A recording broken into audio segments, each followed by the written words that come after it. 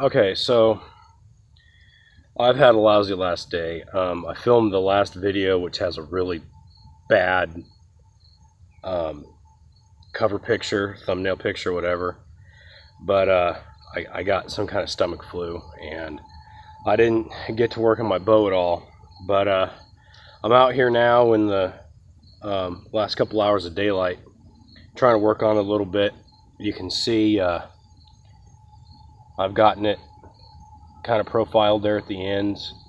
Both ends are pretty much where I want them. So now it's time to start kind of tillering this thing. And I've worked on one side. I think it was this one here.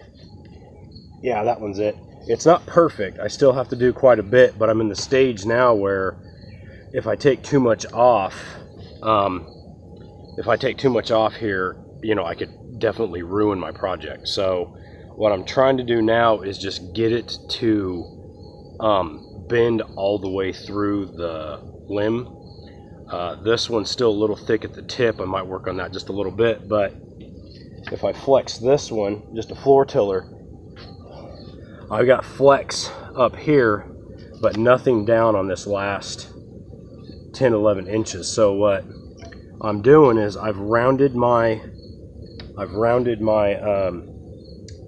my sides. So what I do now is I come up to about here, and it kind of looks like I'm just kind of doing a chop.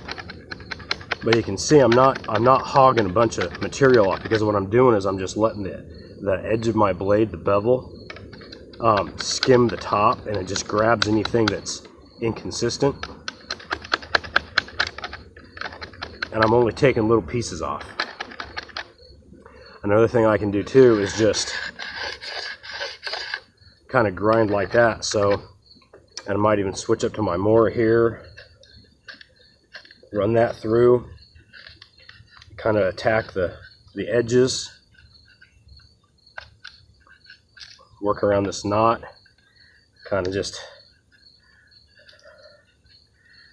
But notice I'm going at this angle, then this angle, then this angle. I'm not just hogging off one section. I'm working on the entire thing, and I'll get these flat spots. You can see they might be kind of glossy, but then what I can do is go through and scrape, and that'll take all those high points down. So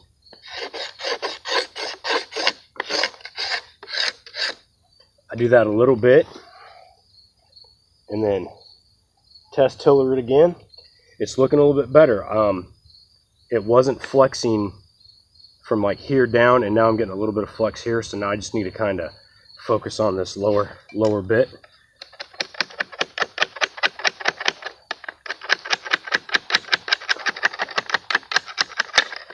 You know, like that. I'm just skimming that top off.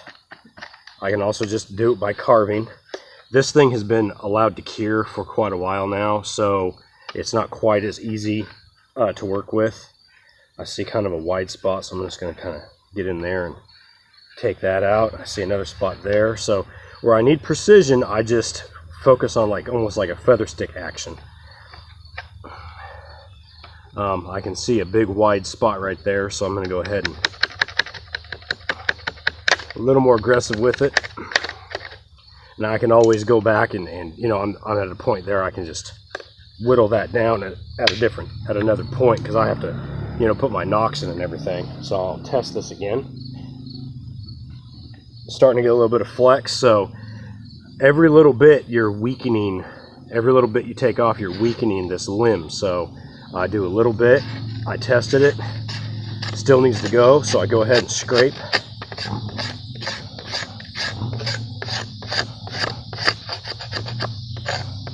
Take a little bit more off. This is where a lot of people would use a wood rasp. I do have one. I just find that this technique works better for me.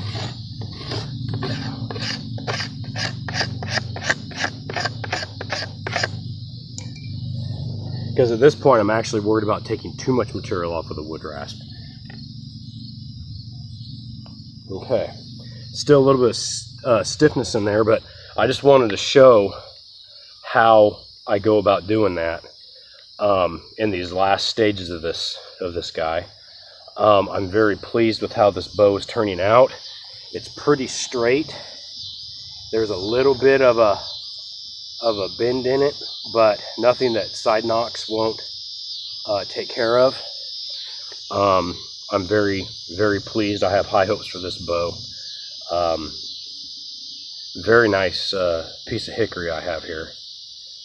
You can also tell I've got a little bit of the underbark, and you can see that kind of Xing diamond pattern in it. And that's what you want to look for when you're out in the woods finding, like, say, a hickory or other types of bow. I think even Osage orange has that same diamond pattern. But it's a really nice wood to work with, very forgiving. It's a white wood, and I do believe that there's an oak, that one of the 5 species of white oak has that too, or kind of the appearance of it at a distance. When you get closer, it changes. But anyways, very nice wood to work with.